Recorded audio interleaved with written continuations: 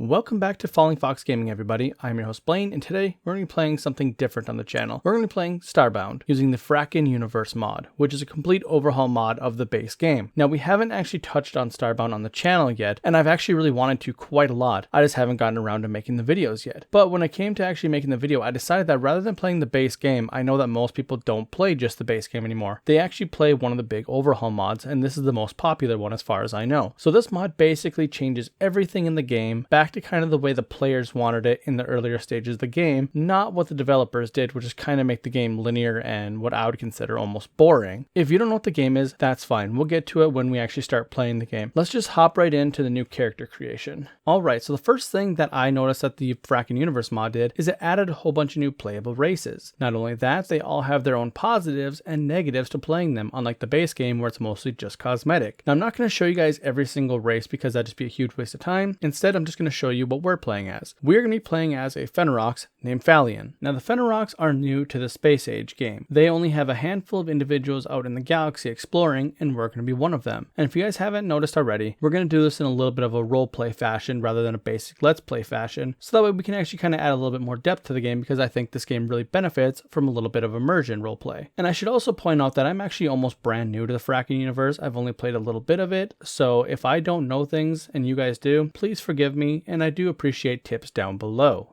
And in typical spacefaring fashion, we start off the game with a broken ship. All we're going to learn here is that our STL drive, so our sublight engine, is broken, so we can't even travel to other planets yet. So our first big objective is to get that fixed. Now, I'm not going to show you guys all the text for the missions. I think that'll actually just be really boring. Instead, I'm just going to go do them and tell you guys about them as we're completing them. So the first objective is to head down to the planet, explore the planet a little bit, and try and get the resources to fix the STL drive. Okay, so it looks like our very first objective is actually just trying to get down from this mountainside without killing ourselves. God, it's an awful spawning point. Well, I guess we'll just head to the right, because honestly at the beginning here we're just choosing a random direction and I'm just going to go right. And after having traveling for all of 8 seconds, we have discovered this massive laboratory building with a couple of interesting looking people inside. So let's go talk to them and see what they want. And to exemplify how bad we are at spacefaring, this fellow here actually saved us by directing our ship towards this planet. He detected that our ship was broken and basically saved us from going into the sun by kind of locking us onto this planet. And he's willing to teach us the ways to actually fix our ship. We just have to do all the legwork, which means collecting a bunch of materials and crafting a whole bunch of workbenches and stuff. So that's exactly what we're gonna do. Not before we fight some of the local fauna, naturally. Cue epic battle music.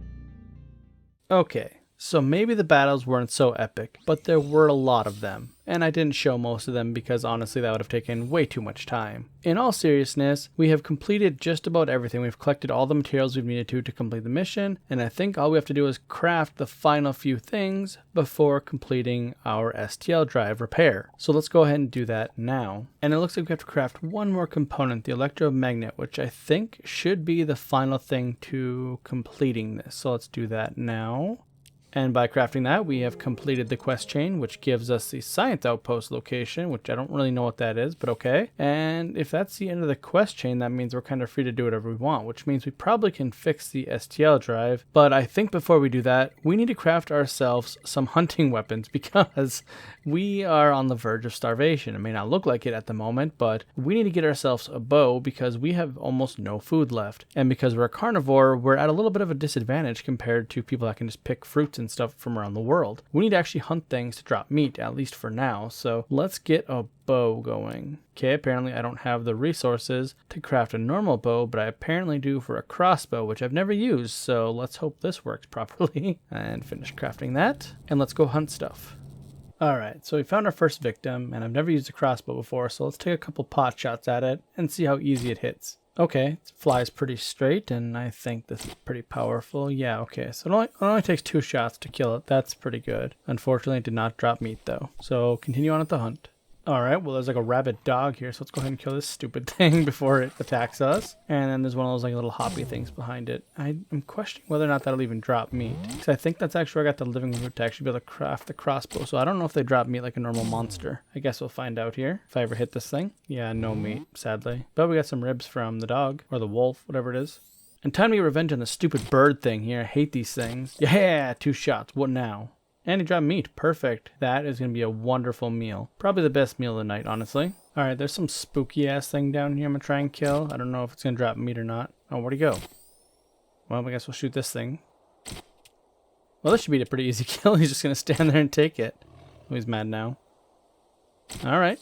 Not too many shots, but he didn't drop meat, unfortunately. Just leather. Where'd that thing go? Hello? Down here somewhere? Put a flash, or a torch down here. Oh, it's underwater. Well, we'll just continue on because that's really not going to be worth trying to actually get. Oh, hey. And this is actually where we need to go for our next mission. So I think, if I remember correctly, this is a pre-generated dungeon that we need to go in to actually repair our STL drive. Whatever's in there is kind of like the final thing we need to get to repair it. So that is what we're actually going to do next time. That's probably going to be the entire episode next time, is doing that little dungeon. But let's continue on hunting. Alright, we got a couple little like bouncy things up here. I'm not really sure what these things are. They look kind of like onions. Come on, come out, jump over me. Yes! Worked perfectly. And now I will shoot you from up here like a true hunter. Aww. Aw, more living root. Okay, well, so a large chunk of the things on this planet don't seem to drop meat. I guess we'll have to go back the other way and try and work our way towards the ship, because I'm not climbing over this anytime soon. And it looks like we have our next victim here. It's another one of these guys that unfortunately do not drop meat, so it's kind of actually a waste of time. I think I'm just going to actually try and shoot this guy to death, though, because I do need to practice with the crossbow. I am not very good with it so far. All these stupid guys. Okay, so these guys are going to be a huge pain. I don't know if they drop meat, so I'm going to actually shoot these guys. I should probably just use my sword, just because it's going to take a long time to freaking break through the stupid armor. Die already, you stupid guys. So yeah, so we're going to break their little like coconut shield thing that they got. Then they're going to split into multiple guys. And, you know, looking at these guys, I'm kind of doubtful if they're going to drop any meat. Okay, he dropped nothing, so that's not very helpful. Come on, you. Oh, I'm so bad at the stupid crossbow. Okay, sword, you know, done. Nope, done. No, I need to practice. He's like right there. I should be able to hit him easily. Yes. Master Hunter. Oh my god, I seriously cannot hit with the stupid crossbow. My confidence was building up because I was actually hitting things for a little while there. What? Hey, what the heck? Okay, I won't kill this guy with the sword because they don't seem to be dropping anything. Die. Yep, no meat. Okay, so those guys drop like nothing. Now these guys do drop meat, or they can for sure. I know they can drop leather too, but I have seen them drop meat in the past.